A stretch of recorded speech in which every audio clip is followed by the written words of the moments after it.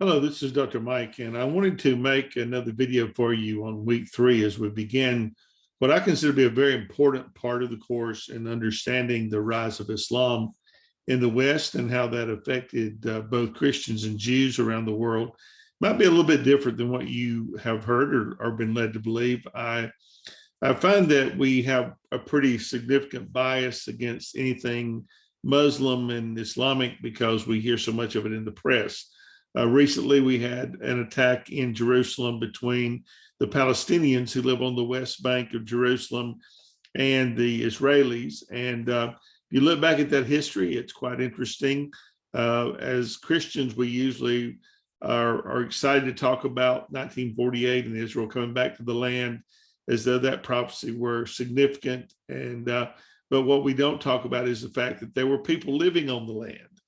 And so those Palestinians that were living there were shuffled into refugee camps where they have been since 1948. In fact, Gaza and the West Bank, several solutions have been made, but they're largely ignored by the world, and they've been there since 1948. And so I have a little heart for them sometimes when I realize that they are in a position where they can't win. It's a lose-lose situation, and nobody seems to care what happens to them.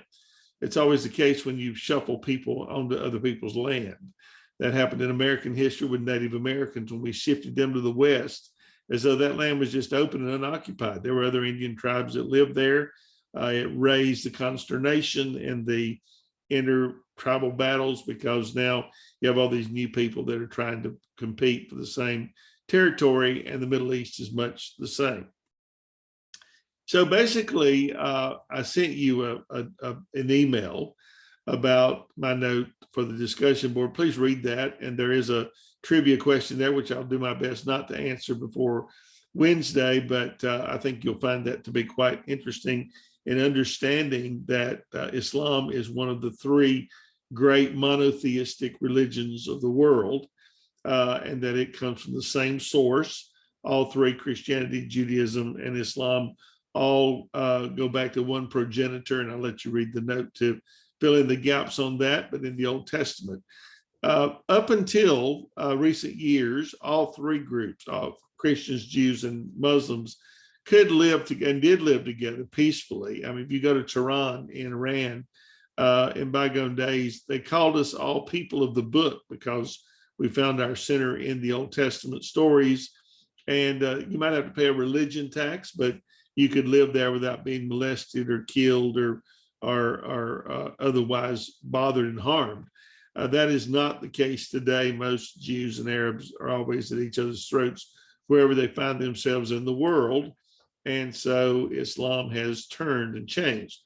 My area of writing has to do with church history. And one of the interesting things that happened after the end of World War I was that all 3 monotheistic religions, Christianity, Judaism, and Islam, something happened in that battle that they all 3 turned and kind of went back into the Dark Ages. The Muslims had been the go-to people for science and philosophy for hundreds of years. In fact, we will see when we get into the Dark Ages that when the West, which is us, shut down, quit writing, quit reading, with the fall of Rome for about 800 years, it was the Muslims who took our writings of Greek philosophy and history and all those things and translated them into Arabic and preserved them for us, or they would have been lost forever. And then after 1200, we literally go back to them to get our materials back. But somehow, with the fall of the Ottoman Empire in World War I, they turn and go back into what we know as fundamentalism and radically changed. Same time that's happening, the Jews do the same thing with what's called Zionism, with the agitation for a homeland. 1898, Theodore Herzl founded the Zionism, and so the people began to agitate for a homeland and founded their own brand of fundamentalism. The book that I have coming out, hopefully by year's end, has to do with the Christian version of that, which was the Scopes monkey trial, with evolution, creation, those issues. The Christians began to develop their own form of Christian fundamentalism, which has continued through the decades since, and ended up with the moral majority and battles against abortion, gay rights, women's rights, all those things, and succeeded in taking over the Republican Party as you see it today. That's all a part of Christian fundamentalism and the influence of the Christian right in politics and government. But Islam, basically, they're not most of the people in the world, most of the Muslims in the world are not terrorists. I have great Muslim friends and Jewish friends, and they get along well and they function. Most Muslims in the world just want to do the same thing we do every day: get up, put our clothes on, go to work, go to school, live in peace. So don't judge every Muslim by a few, just like you don't judge every Christian by a few radicals. And so it's important that you think about this as you read. You'll get the wrong impression. Don't take your bias and your historical perspective into reading the history, or you'll come out with a very different attitude than you should. Muhammad was born in about 730s, or by 730, Islam had become a Bible religion. It has three sacred cities: Mecca, Medina, and Jerusalem. Those are the three most sacred Muslim cities in the world. Recently, this uprising with the Jews and the Palestinians took place at a mosque called Al-Aqsa, which is on the Temple Mount, and the Dome of the Rock is on the Temple Mount. Those two buildings that you always see when you see the Wailing Wall down below where the Jews meet are Muslim temples that were put there during the Muslim control of the Holy Land. One covers the rock that supposedly Abraham offered Isaac on, or in their scenario, Ishmael. So it's a very hot place for religious confrontation. I've been there many times. It's also a very interesting place to go and to study the religions. But Mecca and Medina are in Saudi Arabia. Saudi Arabians are a different brand of Muslim in that they are the keepers of the holy sites. There are actually three types of Muslims in the world. They're the Sunni, the Shia, which are the two major types. And they are, that's the difference between like the Iraqi Muslims and the Saudi Muslims.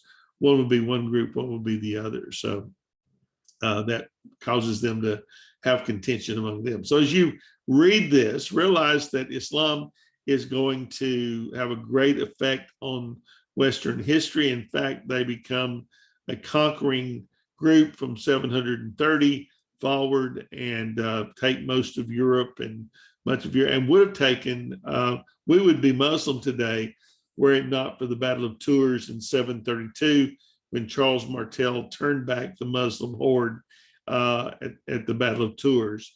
And so Spain was the one who got the brunt of Muslim control, and that would continue up until about 1492, when King Ferdinand and Queen Isabella, who are known for their support of Columbus's trip to the New World, finally extricated themselves and threw out the last of the Muslim Moors. So that goes all the way up into current history. So there's a lot of things about the Muslim world that you need to learn and undertake. There are very, very, very progressive Muslim countries such as Bangladesh and Turkey. And then you have very terrorist-oriented Muslim countries like Pakistan. And a third of most of the nations of the world are Muslim. A third of Japan, a third of China, a third of Russia, more than a third of Indonesia. And it is the fastest growing religion in the United States and in the world. So hopefully this will kind of give you some perspective to think about as you look at this great study this week. Go into the study with an open mind. Do not read your views into the study, but try to get from it, look through the lens of the people in 700, 800, and seek to understand their point of view. Thank you so much. And I will, as always, I'm glad to hear responses back from you.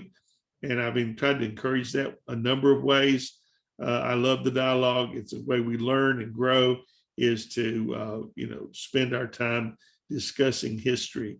And that's my goal, is to give you that opportunity. Thank you.